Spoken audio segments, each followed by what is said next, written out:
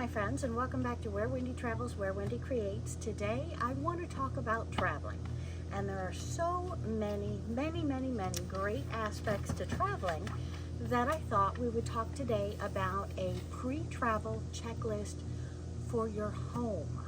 Before you leave the house, there are many considerations to think about, and these may or may not pertain to you, but you may want to consider these.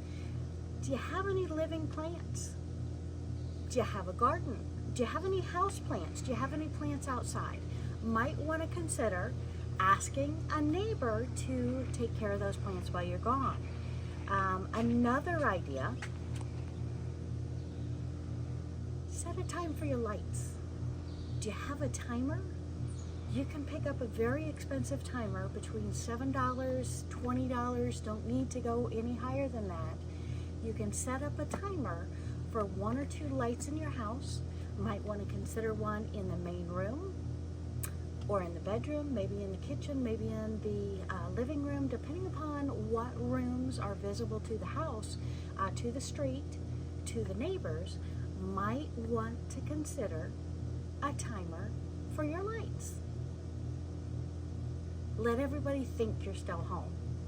Also, my friends, what you might want to consider doing is, if you have the Alexa app, the Google app, some of those different programs, there's lots of them out there, different security systems, different Nest features, different kind of programs where you can actually control your lights now from your cell phone. So consider taking advantage of some of those Bluetooth, some of those Wi-Fi, some of those great features out there where you can turn on and off the lights. And if you're just good enough, you might be able also to turn off your sprinkler hose and back on from your phone to check on things while you're gone. But please, please, please make sure you have a phone number of a trusted friend or a neighbor.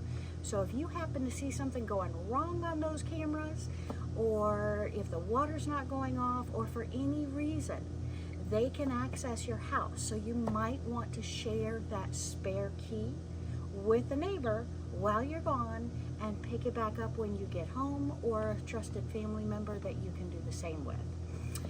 We also want to take a look at all of the perishables.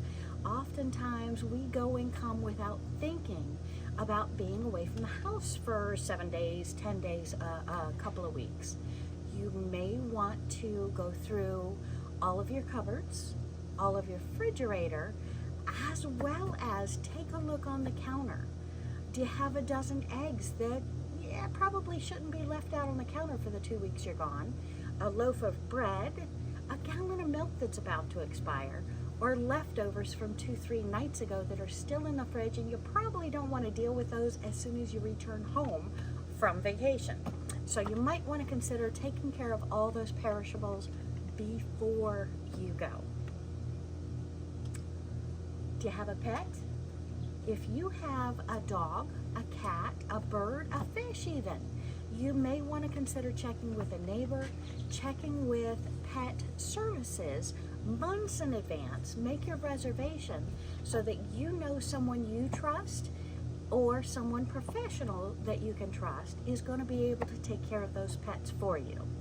Also, my friends, when you are traveling, it's good to let your bank know. In the last several years, the banks, the credit cards, maybe for a lot longer than the last several years, the banks and the credit cards have been putting a hold or closing that credit card temporarily if you use it out of your normal way of using your credit card. Such as when I was taking a road trip up to Georgia, my credit card, my bank, on a Saturday evening closed my credit card, stopped my credit card, said there was potential fraud and no charge could go through until I notified them. And that was traumatic because I was trying to cut down at the time on all of my credit cards, just using my debit card on that trip, and they froze my card.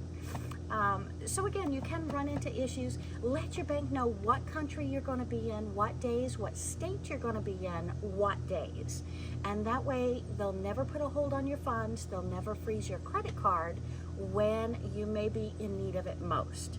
Another consideration is let your bank know, because if you have a debit card, even a credit card that you don't normally use, some of them will let you use them no matter where you're at, and some of them really want to know how.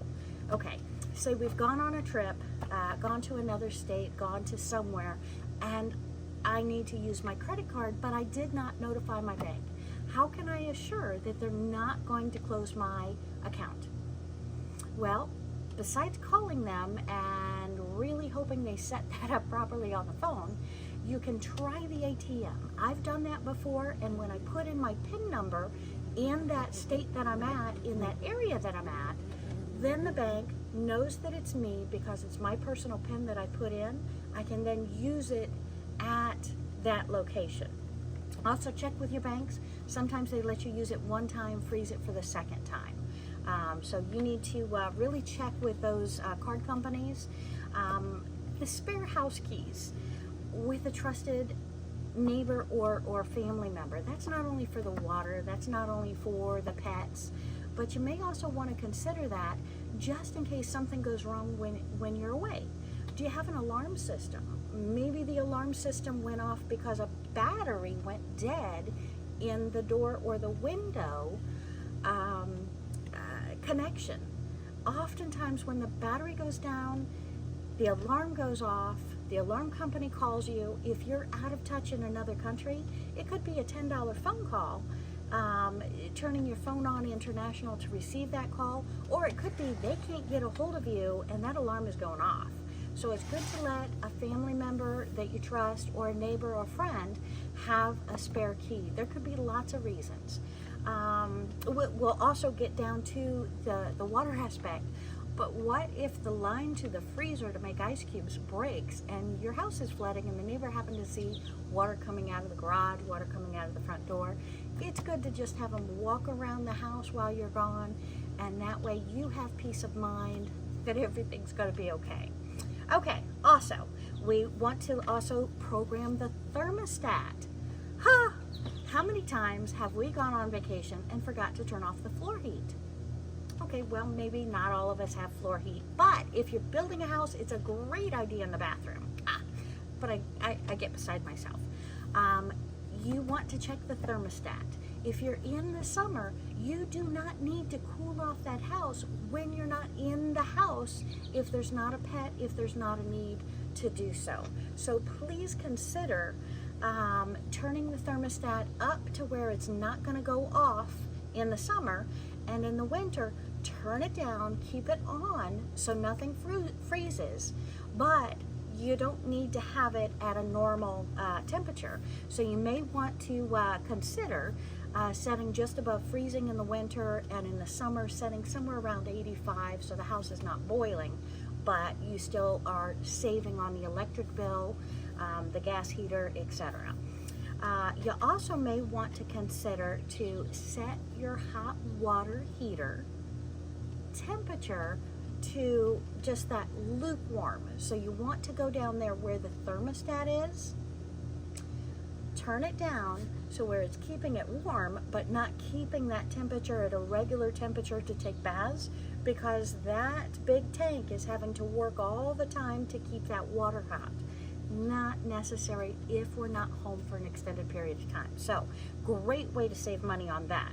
You also, and that's the flame controller dial on most water heaters is what it's called. Also, if you're not going to be home, close the blinds and curtains. I don't need somebody walking by the house and looking in and saying, ooh, that hasn't moved in a couple of days. Just close the blinds, close the curtains.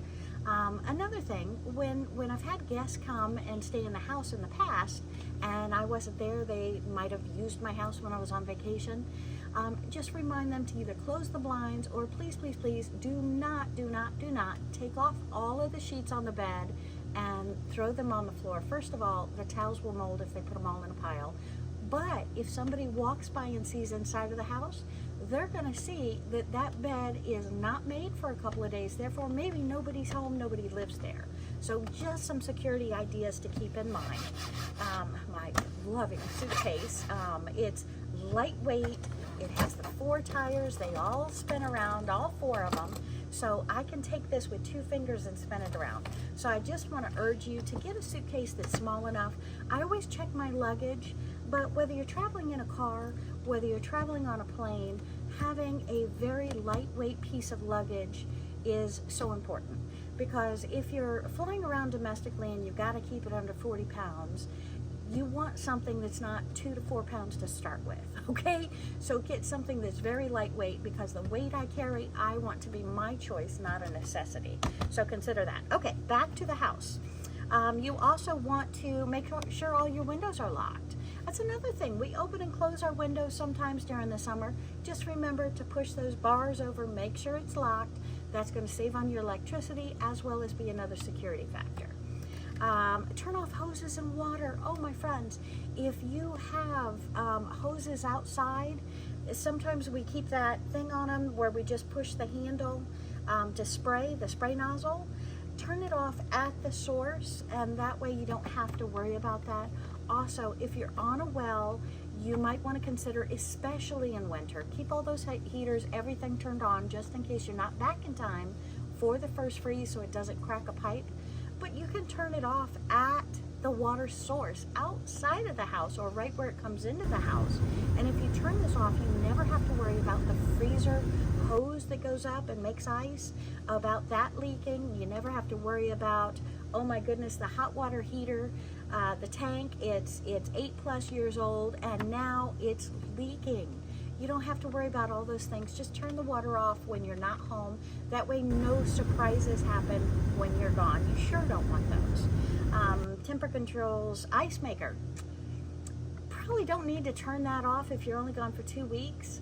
But if it's a separate ice maker from the refrigerator, might want to consider that. Or if you're gone a month or 2, you don't want the ice melting and reforming and melting and turning into this big old icky block. Because I don't know if you know it, but refrigerators and freezers, they usually go down a couple of degrees and back up a couple of degrees. They don't keep the same degrees, and that way they keep it from having to defrost the fridge or freezer like, you know, we used to when we were young, or your parents used to when they were young. Unplug small appliances. I don't know when the last time an appliance caught fire. I know lithium batteries do, so that's also another concern. I never leave my iPad on the couch anymore just because I'm paranoid over those couple of cases that we heard a couple of years back. But unplug your toaster, unplug your coffee maker, your blender, your coffee grinder, etc. All small appliances. Make sure there's no hair appliances plugged into the bathroom. Keep all of those plugs undone. And it's also kind of crazy, but I know they say it also takes electricity if something is plugged into the wall. That's a couple of cents. Probably doesn't matter. If that's not a myth, it's only a couple of cents. But again, keep those appliances unplugged. You never know when something's going to go off on a timer. That coffee maker's going to go off on a timer, and oh my goodness, there's no water in it, there's no beans in it, there's no coffee in it. It's still going to heat up. It's going to be nasty, and who knows what's going to happen.